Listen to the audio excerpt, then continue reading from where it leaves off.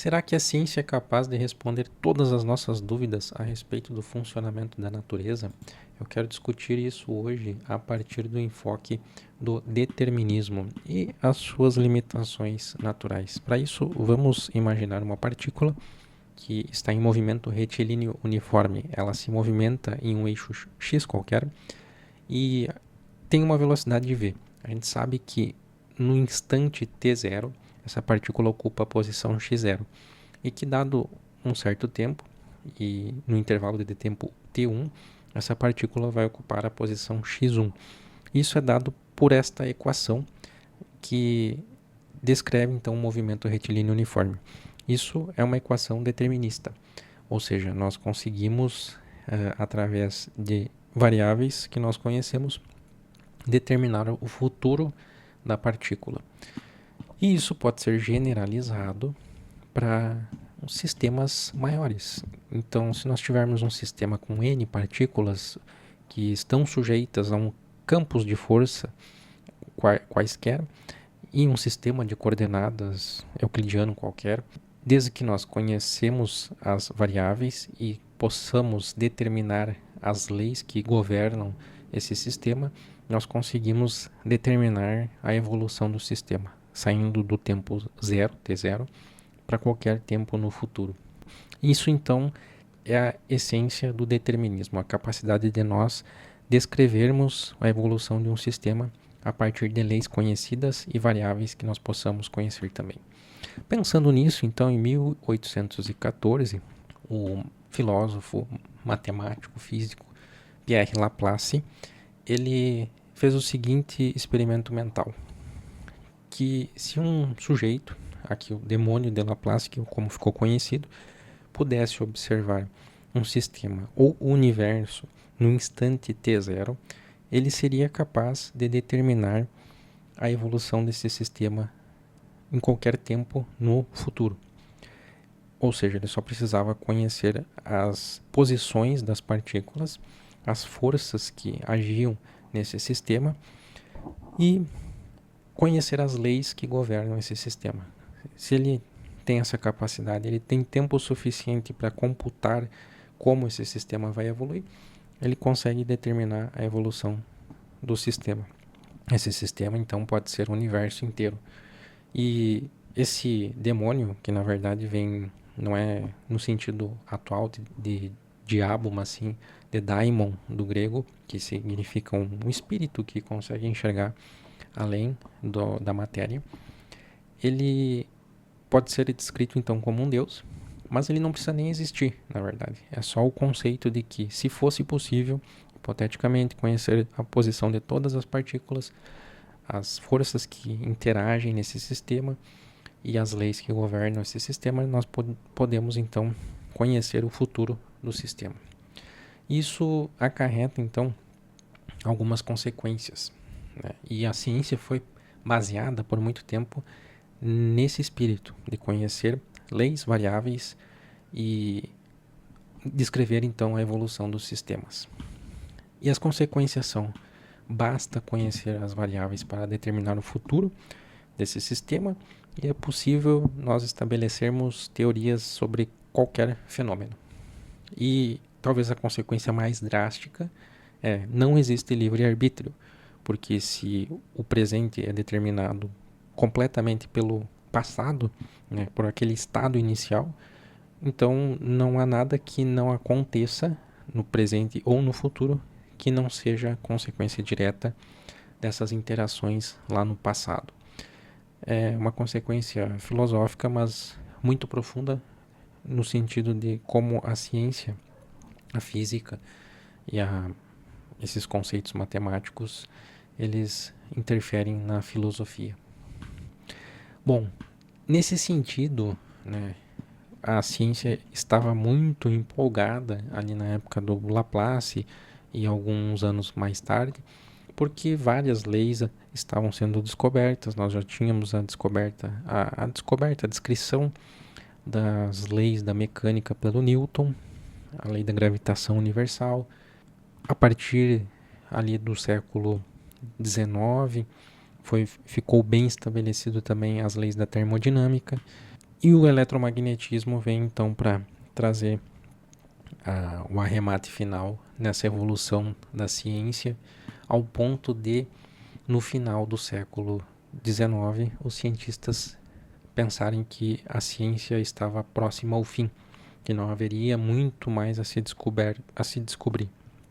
Então nós podemos traçar aqui uma evolução da ciência, pensando lá atrás no Galileu, que foi um precursor no método científico, nessa abordagem de buscar trazer a matemática para a física, para descrever os fenômenos e observando então os fenômenos para teorizar sobre eles, conhecer as variáveis e aplicar o método científico. Na sequência, no século XVII, o Newton então traz as leis da mecânica, a lei da gravitação, uma série de descobertas que mostram então que o universo pode ser descrito de uma forma determinística.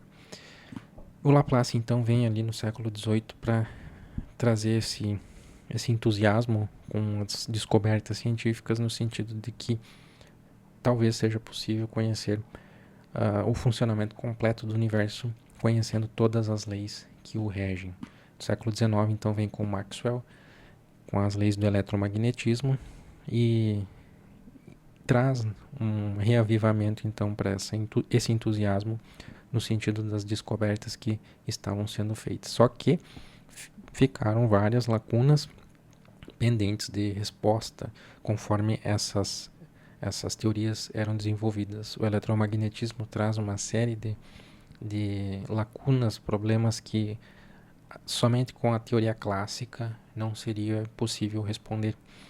E é ali na virada do século XX, então, que o Max Planck responde alguma dessas lacunas com a mecânica quântica. O Albert Einstein também, alguns anos mais tarde, em 1905, e eles fundam então a mecânica quântica.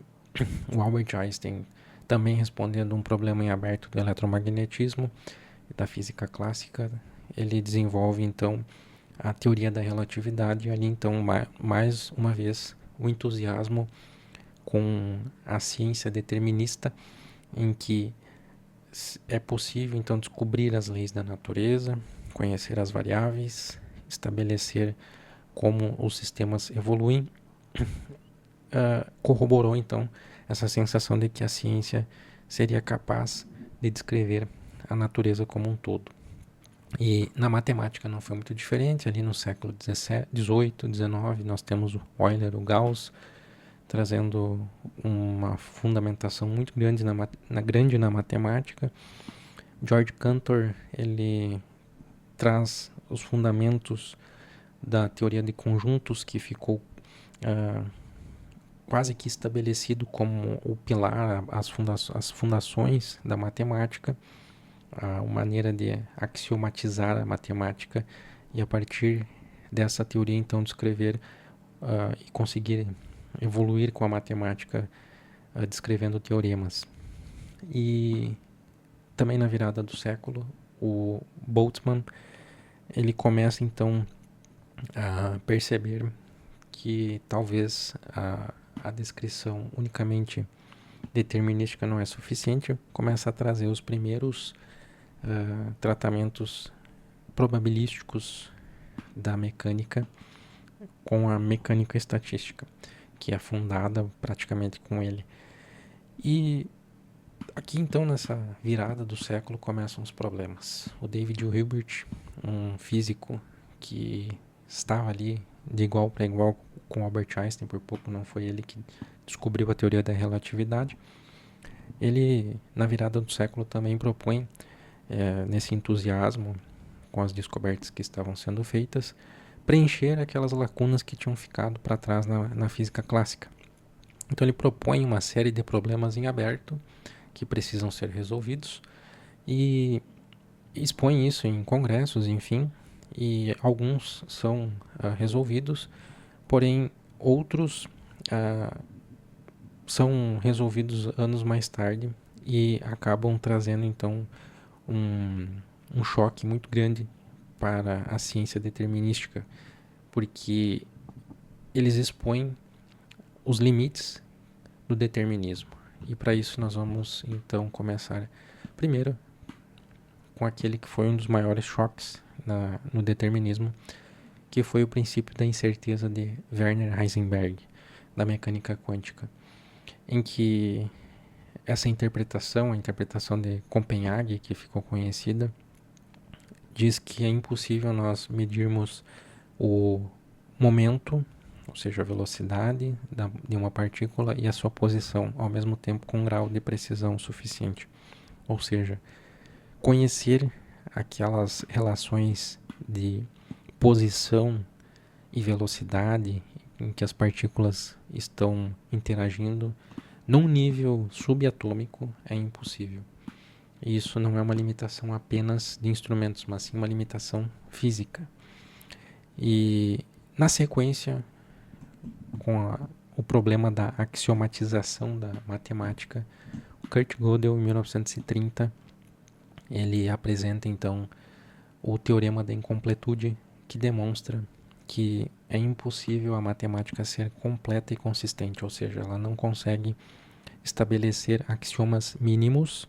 Axiomas são, por exemplo, os axiomas de Euclides, que determinam relações geométricas muito fundamentais da matemática. E esses axiomas eles não podem ser estabelecidos para a matemática como um todo, sem causar paradoxos. Ou seja, é como se nós descrevêssemos esse problema através do paradoxo do mentiroso, que afirma o seguinte: a afirmação seguinte é verdadeira, a afirmação anterior é falsa. Isso é impossível de resolver porque por ser um paradoxo, e a matemática fundamentalmente ela está sujeita a esse tipo de paradoxo. Então nós temos que assumir, se nós queremos trabalhar com a matemática, que ela é incompleta e inconsistente no seu nível mais fundamental. E isso, obviamente, evolui e extravasa para outras áreas. Na física, na ciência em geral, não é possível nós obtermos sistemas completos e consistentes. Isso invalida, então, toda aquela nossa ideia do determinismo, de conhecer teorias completas que descrevem todo um sistema ou universo. Isso é impossível justamente pelo teorema da incompletude. E depois nós temos em 1931 Alan Turing também resolvendo um problema do David Hilbert, descrevendo o problema da parada, sobre sistemas computacionais, a origem dos sistemas computacionais, né, que o Alan Turing é considerado o pai da computação, e ele demonstrando então que é impossível nós criarmos algoritmos para resolver todo e qualquer problema. Então é como se fosse impossível nós descrevermos matematicamente alguns problemas da natureza, porque eles são indecidíveis. Ou seja, nós não conseguimos realizar um teste ou uma estrutura do algoritmo que permita que esse algoritmo decida se ele precisa parar ou não. E isso também é fundamental na natureza. Muitos problemas são desse tipo, indecidíveis, incomputáveis.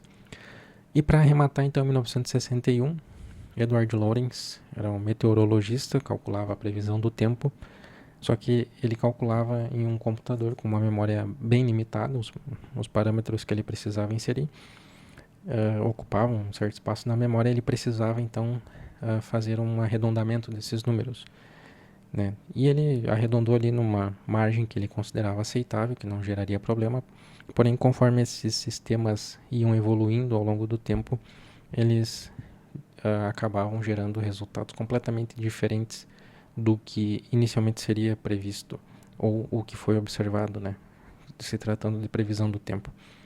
E ele percebeu então que sistemas dinâmicos não lineares são muito sensíveis aos parâmetros iniciais. Então esse arredondamento que ele fez, por menor que seja, ele se propaga no sistema de tal maneira que é impossível determinar qual vai ser o comportamento do sistema. E o mais interessante disso é que isso gerou então, né, uma nova ciência chamada caos.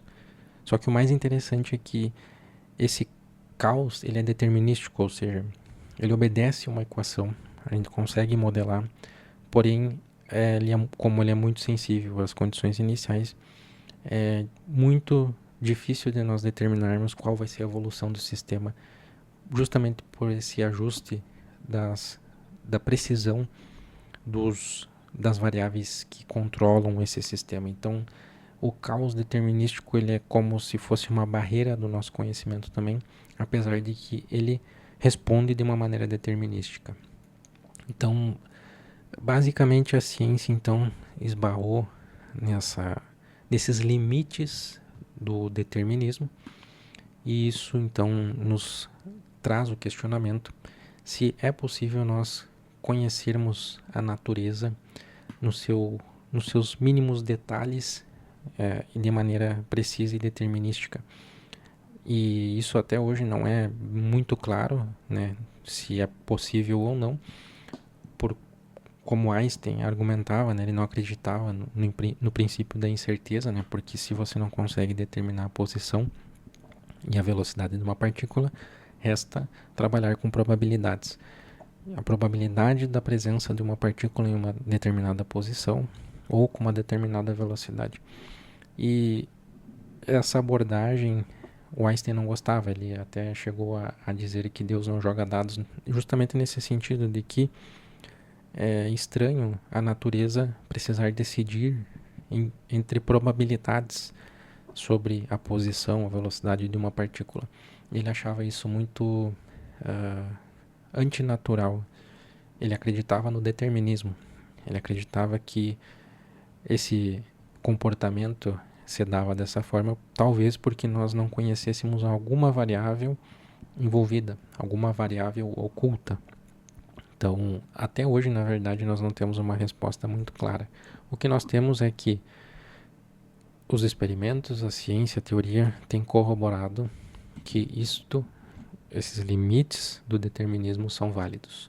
Então, resta-nos aceitar e trabalharmos com ele, trabalharmos com probabilidades, trabalharmos com caos determinístico, trabalharmos com imprecisão, incompletude, incertezas, coisas que são naturais. Esses são os limites do conhecimento humano.